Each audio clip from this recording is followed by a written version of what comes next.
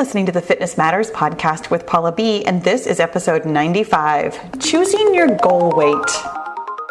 You guys, before we even get started, hello, hi, I'm super excited. I have a couple of things to tell you before we even dig into today's topic, and I'm excited about today's topic. But first of all, I want to tell you, episode 95, we're getting up there, and I'm reminding you, I talked about this quite some time ago, and then I told you I'd be like, oh yeah, I'm totally going to tell you again, and then I haven't told you again. Okay, when we get to episode number 100, the next one is not going to be 101. It's going to be whatever the big number is. Still haven't counted. It's on my list of to-do things.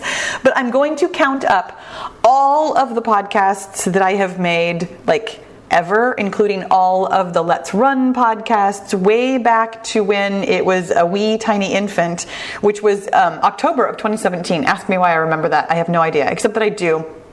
I had just finished.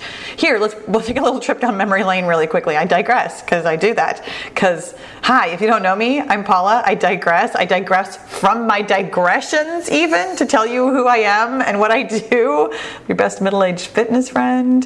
I'm a life coach. I'm a certified life and weight loss coach. I have a lot to say. Anyway, it was October of 2017. I had just come off of filming 100 days in a row of little 10-minute workouts. I called it the Hot 100. It was this totally cool and awesome thing that I did that I was super, super proud of. I'm still super proud of it. It was really hard. It was really, really a difficult, like mentally and emotionally difficult thing to do, to sustain 100 days in a row of content. But then, so I finished that and I took like a week or two off, I think, and maybe just a week off. I don't really remember. But as I was getting back into it, it really got my creative juices moving to be able to do something like 100 days in a row. And I realized that I had things that I wanted to talk about and things that I wanted to do and things that I wanted to change about my business and stuff like that. And so one of the things that I did was I started a podcast.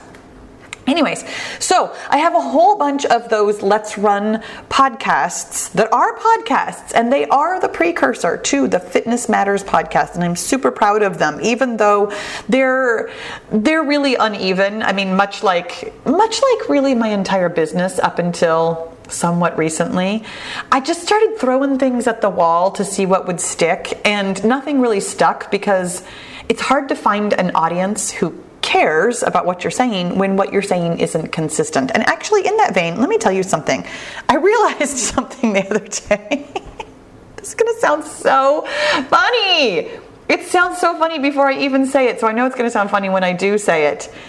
I have been saying my tagline for at least a year now. I think I've had a couple of different taglines over the years. There was one that I tried a couple of years ago that was something like transforming your life in your living room or something like that. I don't know, or changing your body one workout at a time. I've had a couple of different ones, but I've been saying this thing about making peace with your menopausal body for a while. And no sooner had I started talking about that than I realized that, of course, there was more to it. About, making peace with your menopausal body includes things like finding a healthy weight and moving in ways that feel like self-love.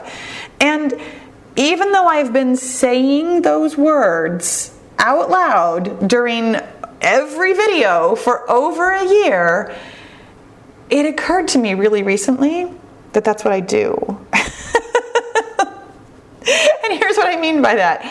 There are times when I just really want to tell you something. I really, really, really want to talk to you about some concept or some idea, and it feels really important to me. And I usually try to make it somewhat like weight loss or health related or fitness related, because it is, however, the Fitness Matters podcast. And yet sometimes I find myself getting a little bit far afield of topics that are truly helpful to you personally as it relates to making peace with your menopausal body by finding a healthy weight and moving in ways that feel like self-love. I wrote myself a sticky note. I have a sticky note on my computer right now so that every time I start thinking about all these things that I want to talk about, blah, blah, blah, blah, blah, I remind myself, this is what I talk about. This is why I talk about it. My job, but the job that I love, the job that I feel really, really, really compelled to do and called to do, is helping you make peace with your body, whether it's menopausal or not. Truly, I know that there are like maybe 5 men who listen, and also plenty of younger women who, the menopausal part may or may not have anything to do with you right now. But my job here on earth is to help you make peace with your body. I feel so strongly about this. And yet, sometimes I get pulled away from those kinds of topics because I find them interesting. So here I am talking to you about finding a healthy weight, because that is an important part of making peace with your body. And that's what we're talking about today. Oh, and I also... Before we get there, I wanted to tell you guys, thank you so much for the ratings and reviews. This is quick. I really appreciate it. I have an email notification so that I actually get an email when you guys leave a rating. Not a rating, just a review. I think I only get the written ones. I don't think I get notifications when you guys just leave stars, but when you actually write something, I get notifications, and I love it. It means a lot to me. Thank you very much. Okay, let's talk about choosing your goal weight. You guys, This had never made the list of topics that I thought would be interesting to talk about until somewhat recently, when I realized that I get this question all the time. Almost weekly, probably not every single week, but almost weekly when I do my Q&A Friday, which is, if you're not on Facebook, and you certainly don't need to be, but if you are on Facebook, you can come join the Killer Beehive, which is my personal and private and very supportive Facebook group. And in that group, I'm going to say nearly every Friday, because I've noticed lately that there are other things going on with my business and my life and my world and everything, that it's not every single Friday, but most Fridays I do a little Q&A session. And I say little, it's an hour. I answer questions for an hour. And I absolutely love this part of my job. Like, it's hands down one of my absolute favorite things. There is a separate podcast, by the way, if you're not aware of that, let me tell you, there is a separate podcast where you can listen to all of the replays. I've been doing that for, oh my gosh, we're on episode somewhere, 40, 50, 60, I don't know how long it's been. I could look it up. I'm not going to. There are quite a few episodes. There are plenty to listen to. It's called Q&A Friday, and it's Q+A with no spaces Friday. It's everywhere that you would listen to podcasts. I mean, it's on iTunes, it's on Spotify, SoundCloud, etc. Any place you would normally listen, you can find it. So every week, most of the time, lots of Fridays, I answer questions, and I've noticed that I get this question all the time about how should I choose my goal weight, or I think I'm getting close to my goal weight, but I'm not sure, or, I mean, it's posed in lots of different ways, which is, I'm going to get to this, but here's why I chose to talk about it like choosing your goal weight. I really wanted to make it clear that it's a choice. Like, if you take nothing else away from this podcast, take away the fact that I digress all the time, but also that I truly believe that your weight is a choice, and I absolutely 100% encourage you to feel empowered to choose your weight. And I have lots to say about that. So let me first of all tell you that the reason I never thought about this, like ever, was because I, when choosing my own goal weight, didn't think about it at all. Like, literally never had 1 minute of like, what would be best? What should I do? I chose a number, I got to that number, and I never thought about it again. And I chose a number based on absolute nothingness, randomness, a weight that I was in like high school, a weight that I've been several times in my life. I mean, if you don't know me, I digress. I tell stories. Here's something I'm going to tell you. My weight has gone up and down my whole life. Like, I know plenty of you tell me, oh, I've been overweight my whole life, or, I've struggled with my weight my whole life. I don't really classify myself as somebody who has struggled with my weight, though if you hear my story, that word could certainly be appropriate. My weight has gone up and down many times, big fluctuations and small, many times in my life. I mean, I was a perfectly healthy sized as a young girl.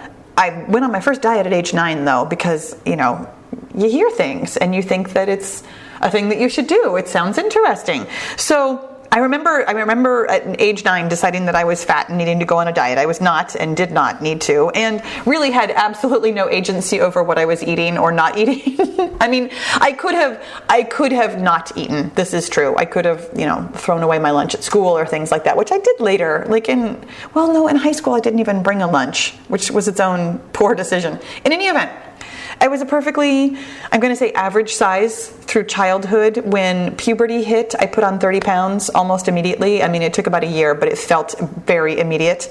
And then I lost it very suddenly through not great means, and then slowly kind of put it on. And then when I was a young adult in my very early 20s, took it back off again, and then very slowly kind of put it on, and then got pregnant. And put on weight, of course, but I put on 50 pounds with my first pregnancy and took most of it off, and then got pregnant again immediately, put on 50 pounds again. Actually, no, that's not true.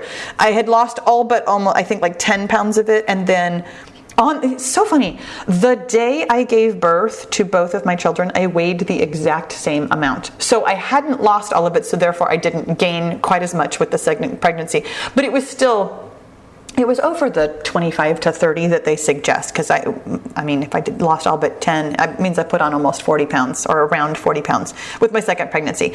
Lost that pretty quickly, honestly. I mean, relatively speaking, 6 months, lost the weight, and then slowly put it back on again, and then lost it again, more or less permanently. I like to say permanently because that was the last time that I lost a relatively large amount of weight. I lost about 30 pounds, give or take, a little bit more than 30 pounds, when I was in my very late 30s, and I kept it off within 3 pounds either direction for a really long time until perimenopause and premenopause and menopause and all the change came about. I'm reading a really fascinating book right now. Speaking of digression, I'm reading a really fascinating book right now that I'm gonna get a little further into it before I truly recommend it to you.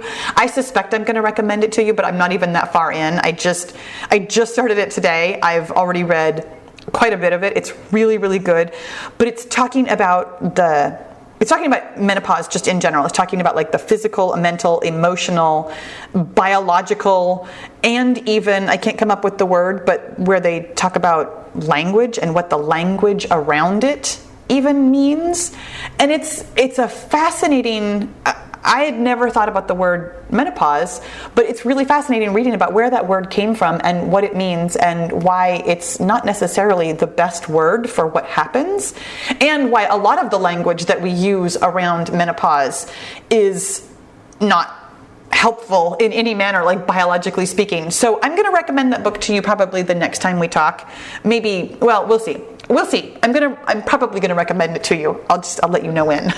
Anyways, oh my gosh, when menopausal things started happening, when the change started happening with me, my weight has definitely fluctuated a lot more. And to be fair, right around the time that my weight might or might not have been fluctuating because of biological changes was also when I was dealing with like the deep grief of losing my sister and the weirdness of having both of my children head off to college and become adults, and just the change of my life in terms of like who I am as a woman, who I am as a mom, who I am as a person in my family. Like, there were just a lot of changes, and only some of them were biological. So over the course of the last 4 years, while that's been going on and I've been figuring out my place in the world and my mindset in the world, my weight has changed. And I mean, not really significantly. It's been a bigger fluctuation than it was for a long time, but it's still not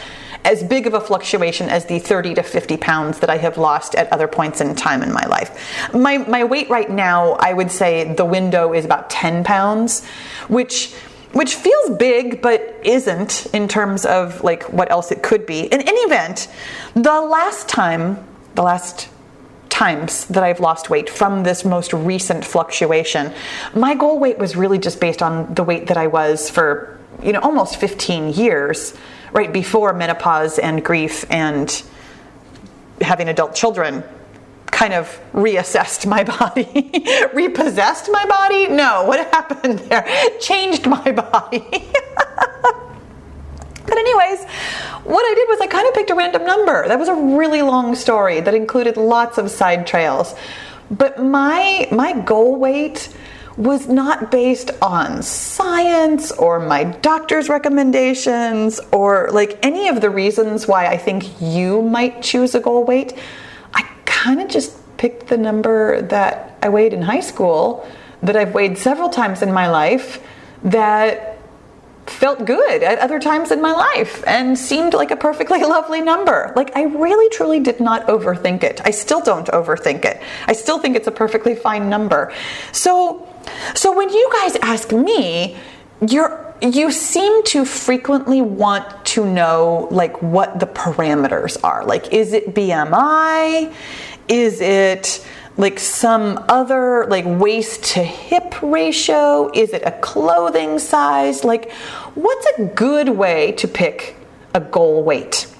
And I will tell you, there are a couple of ways that I think are, I don't even want to put a judgment word on it. I don't want to say good. There are a couple of ways that you might. How about this? There are several options for you, and I'm only going to list a very few of them because, coming back to what we talked about right at the beginning, I think you already know that I'm going to tell you that you get to choose. You get to choose. Here, let me tell you some of the ways in which you might choose. You might choose BMI. I find this one particularly interesting because I have never calculated my BMI. I've never had my doctor tell me what my BMI is. The only reason I know my BMI is because my smart scale tells me. I have never looked that up for myself and never really thought about that being an actual measure of health or goals or anything, but apparently lots of doctors do talk about BMI. It is a standard that might be helpful for you and also might not. Another way you might choose, another option for you, is to simply pick a weight that's meaningful to you, which is kind of the story that I told you. I mean, this was just what I weighed when I was in high school. And to be fair, I was fully my height in high school. Like, this is as tall as I ever got. So it's not like, I mean, for some of you, you're like, of course I'm never going to get back down to that weight again. I'm 4 inches taller than I was when I was in high school. Like, I picked a number that I have been as a fully formed adult. So, but that's because that's a weight that's meaningful to me. There might be some other weight that's like meaningful to you. And here's what I'm going to tell you about that. It doesn't have to be the lowest number you've ever been. It might simply be something like, I just never want to go above 200 again. Or I feel good in a range between like 150 and 170. Like, picking a number that has meaning to you, possibly based on like past experiences or a weight that you have felt comfortable at, or even, I mean, a weight that's meaningful to you could be meaningful for lots of reasons. Maybe it's a weight that you've never been before or haven't been for many years. Meaningful to you is meaningful to you, and it's a good option. A number, here's my other option for you, a number that sounds good. I mean, this is something that I actually have a lot of like stock in. It doesn't have to be a 5 or a 0. It could be a 1 or a 3 or a whatever number on the end. It could just be a 9 because that means that you're, technically speaking, right under whatever that 0 threshold is. You can pick any number. It does not have to be some preconceived like round number or easy to remember number. It can be something so completely random just because it's your favorite number, and that's totally okay. You get to choose. You get to choose your goal weight. And let me tell you again, in case it wasn't clear the first time, I wholeheartedly recommend that you choose. Because here's what happens. When we tell ourselves we have to weigh a certain thing based on my doctor says I have to weigh this, my husband has an opinion about my weight and it's this, or something outside of us. The charts tell me that this is a good weight.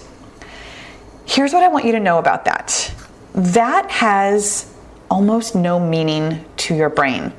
When you're choosing a goal, it's really important to have an emotional, I'm going to say, attachment to the outcome of the goal, because here's how your brain works. Your brain operates on emotions. Whether we want to acknowledge that or not, your brain is always making decisions based on how you feel. Whether or not we even notice how we feel. Sometimes it processes so quickly we don't even notice what's going on in there. But your brain makes decisions based on feelings. So when you have a number that somebody else has arbitrarily offered you as your goal weight, and you have no attachment to it, or possibly worse, your feeling about that number is, I'm never going to get there, or that's ridiculous, or I don't know how I'm going to make that happen. Well, that's not a good goal, my friend. That is not a goal that you are likely to achieve, because of either the lack of emotional attachment to it or the strong emotional detachment or dislike of it. When you choose a goal, when you feel empowered to choose a goal, you're very likely going to choose something that is meaningful to you in a way that feels good. And this is truly your litmus test. This is how you know whether or not your goal weight is something that you are going to achieve. Truly, I mean, this is how you know it's going to happen. How do you feel when you think about that weight? Do you feel good? Great, then you're going to achieve it. No problems. Do you feel bad? Not that you're not going to achieve it. I'm not going to tell you that, because you can achieve anything. But there's mindset work to be done around your thoughts about that number. Here's the thing. You can do the mindset work. You can absolutely put in the mindset work. And if you are following any of my weight loss methods, which is the 5-0 method, which I'm going to plug shamelessly here because it's free, you guys. I tell you literally everything you could possibly need to know about how to lose weight, like the really practical brass tack stuff. Here's how to figure out your calories. Here's how to figure out what kind of workouts to do. Here's how much to drink. Here's how much to sleep. Here's what to do. Like, it's everything you could possibly need to know. And one of the things that you're doing is the mindset work.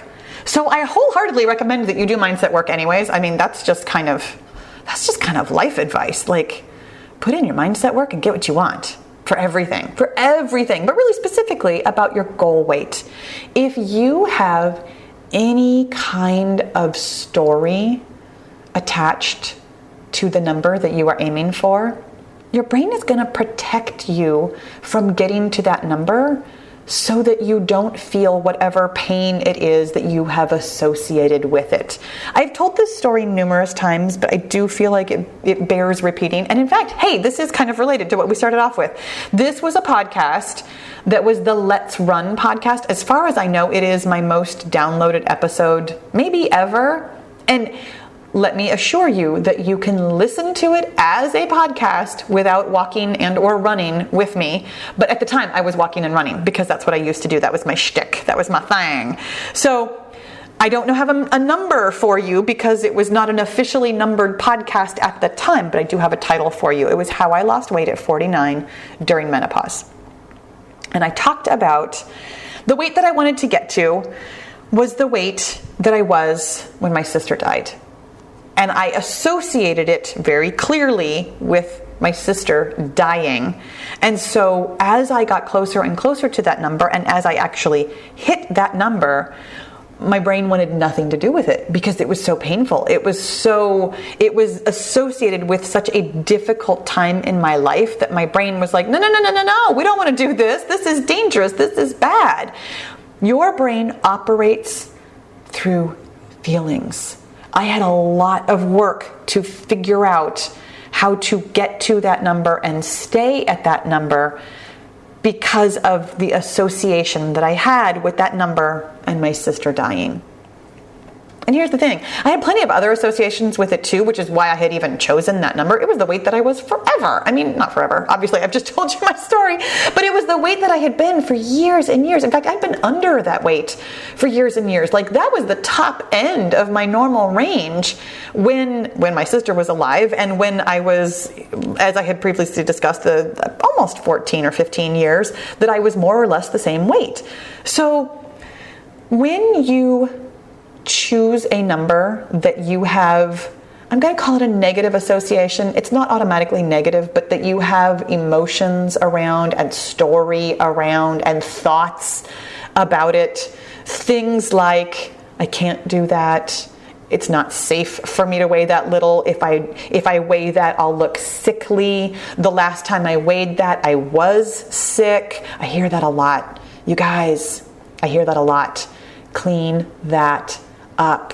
Your emotional associations with being ill and being at a weight that you feel is a goal weight, your brain is going to stop you from getting to that number because of that association with illness. Let me just tell you really quickly. You don't have to feel sick or be sick when you are a healthy weight.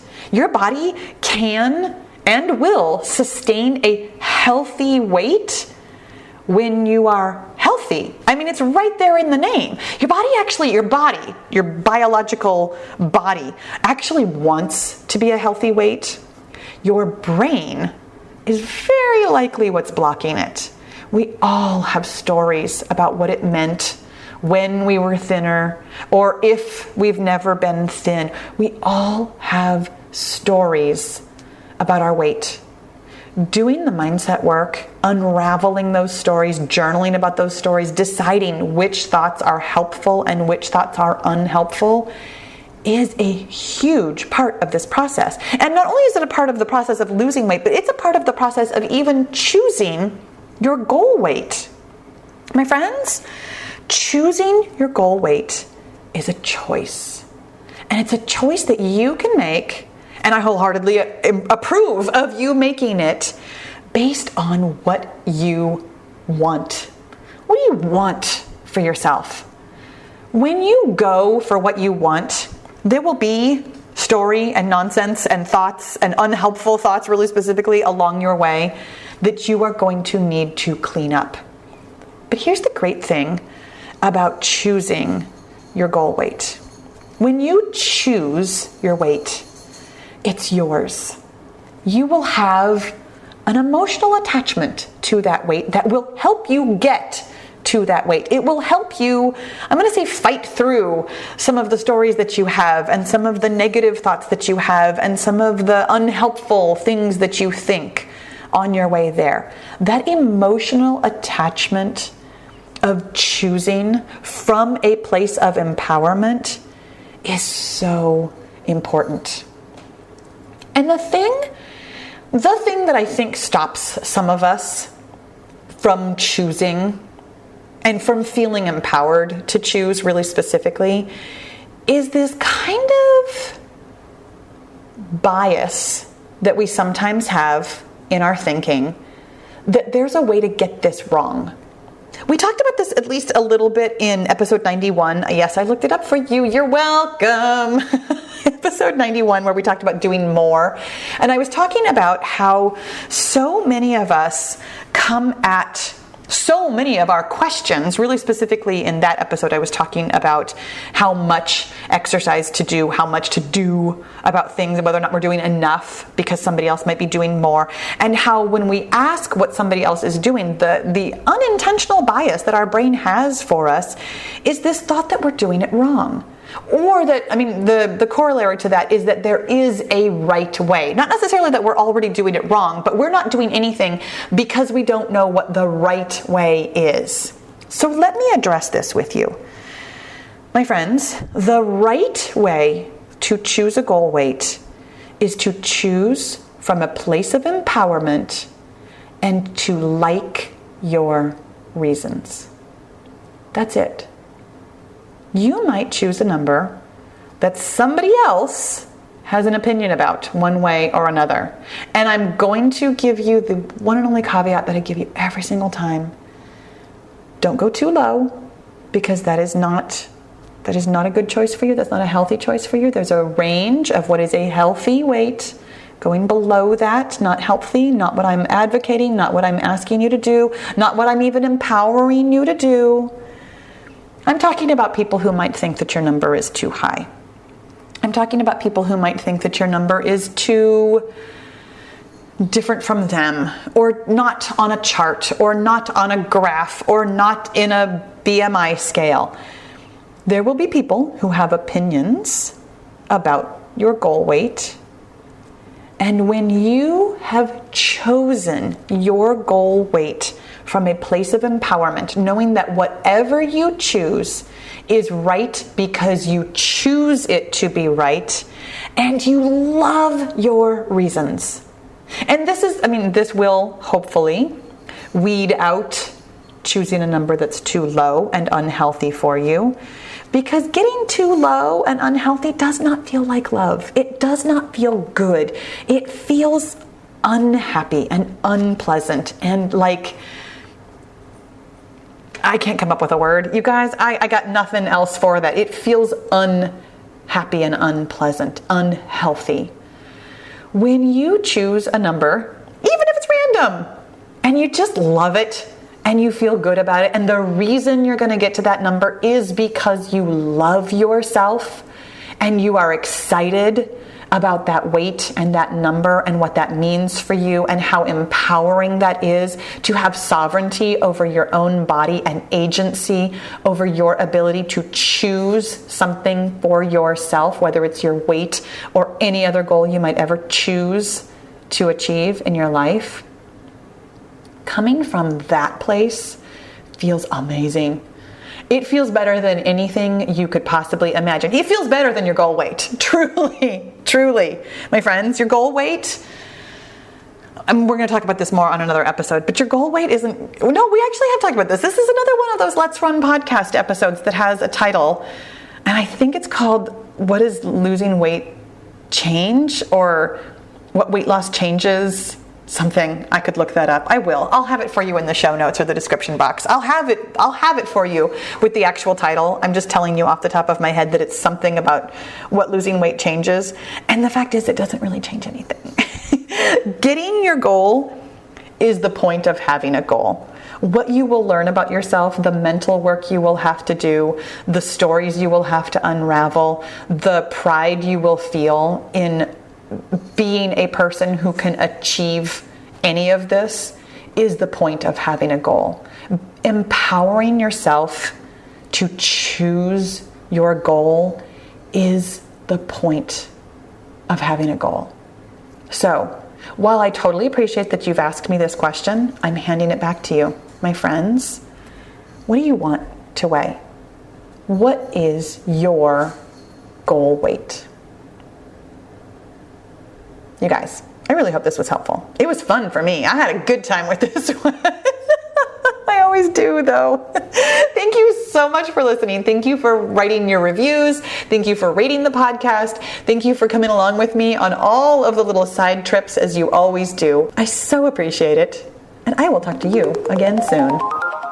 So are you totally loving this mindset work and you really want to do it every day in order to get your goal? Then my friend, you need to join the Get Your Goal group. It is my personal and private, very interactive coaching and accountability group where every day we talk about your mindset and we get your goal. You can learn all about it at paulabfitness.com/get-your-goal. I'll see you in the goal group.